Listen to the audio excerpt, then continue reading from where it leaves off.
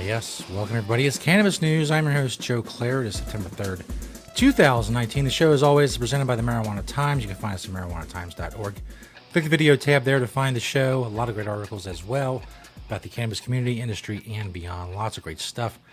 At marijuanatimes.org, today we're talking about taking a look, I'll get it right, at legalization in Canada almost 1 year in. Also, one of Bob Marley's sons is hoping to get into the marijuana business in New Jersey, the medical marijuana business, and the Surgeon General of the United States doesn't seem to know much about cannabis, which is odd considering his job and his job description.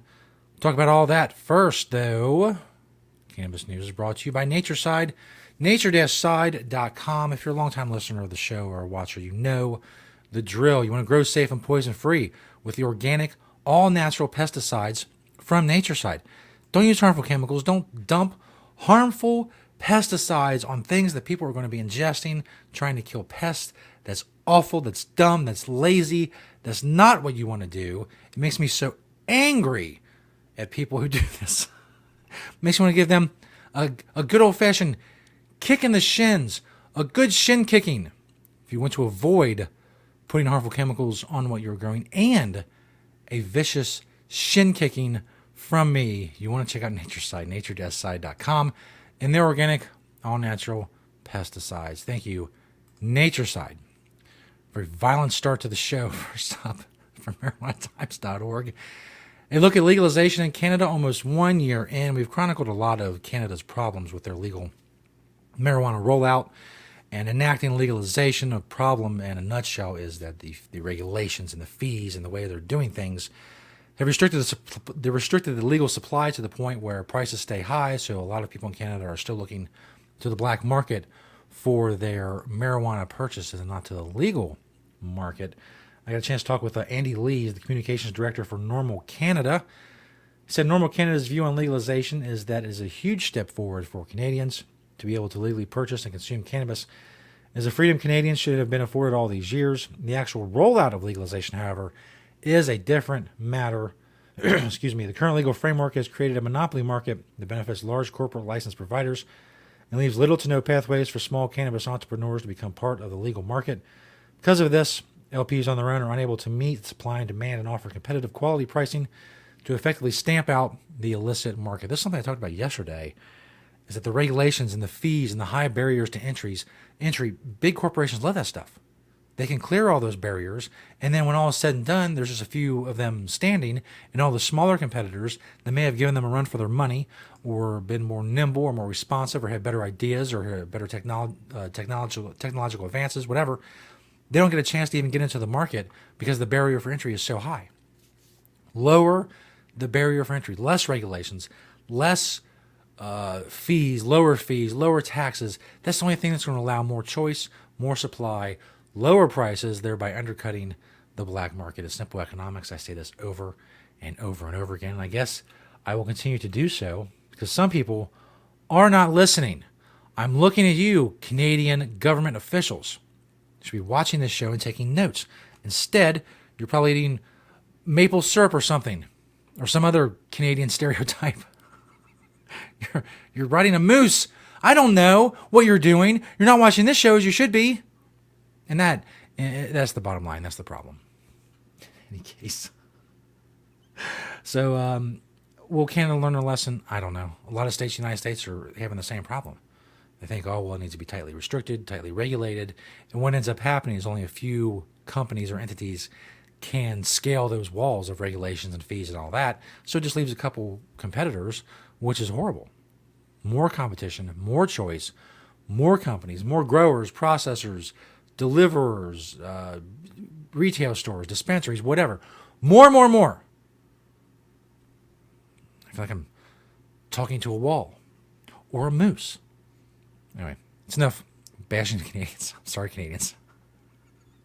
Stereotypes are too easy. I'm sure there's a lot of stereotypes about the United States that you harbor.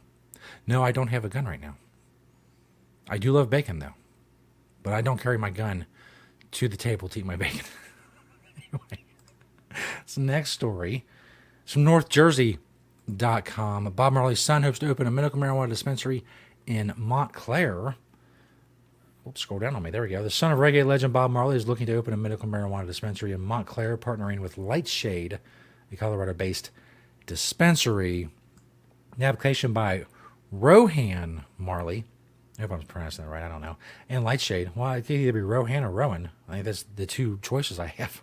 And Lightshade could be one of several granted by the state. It was recently announced that 5 cultivation, 4 vertically integrated, and 15 retail dispensary licenses would be granted. If the application was approved, Marley would help with marketing efforts and help the hiring for the Montclair dispensary. Marley's roots in New Jersey and Essex County run deep. He raised his 5 children in South Orange. In Jamaica, my family has long been advocating about the medical benefits of marijuana and its many pathways to treatment, well before its medicinal and recreational legalization into the U.S., Marley said in a press release. Oh, cool. Interesting little thing. Interesting little story about a famous name getting into the marijuana business. And again, whether you're famous or not, anybody who wants to get in should not have that much trouble. But if you keep doing things the way we're doing them now in a lot of states and in Canada, as I said, and you cripple the legal industry, and you drive away a lot of investment dollars before they even have a chance to come in, and they go elsewhere, and they don't come back. It's something that the legal industry has to overcome in its battle against the black market, which has many advantages, including low prices, established clientele, decades to be entrenched, all of these things. And but I'm not, again, Canadian officials are not watching this show. They're not turning out in droves to subscribe to our YouTube channel, apparently, because they're not listening. That's fine. I'll continue to speak. If you're in Canada, send these to your peoples, your reps, your MPs, your homies, whatever. Send them the video. Send an email to one of the MPs in Canada and say, hey, homie, check out this vid. If that don't do it, then I don't know what will. If that don't work, then I can't solve the Canadian problem. That's all there is to it. This last story from thehill.com is a op-ed from Paul Armentano from Normal. Here's what the Surgeon General gets wrong about marijuana. Recently, the U.S. Surgeon General Jerome Adams sounded the alarm on cannabis. There's nothing novel or altogether objectionable about the nation's top public health officials speaking out in an effort to discourage cannabis use, especially among young people and other potential high-risk populations. However, the Surgeon General's campaign launch emphasized a variety of questionable and inaccurate claims that not only undermine his credibility, but also his cause. For example, in an August 30th tweet, the Surgeon General contended that youth access to cannabis has increased as a result of adult use legalization laws. Of course, you watch this show, you know how inaccurate and incorrect that is.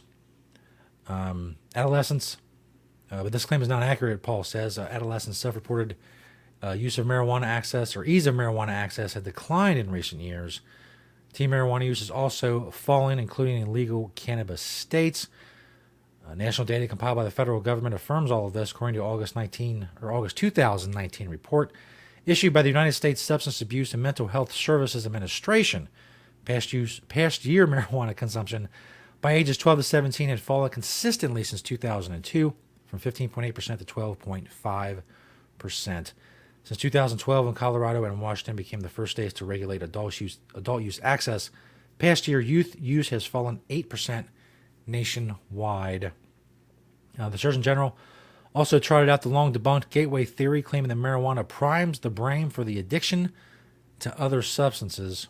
In fact, as the U.S. National Institute on Drug Abuse acknowledges, quote, the majority of people who use marijuana do not go on to use other harder substances. Furthermore, most people who experiment with cannabis cease their use of it by their late 20s, typically as they enter the workforce and begin to raise a family.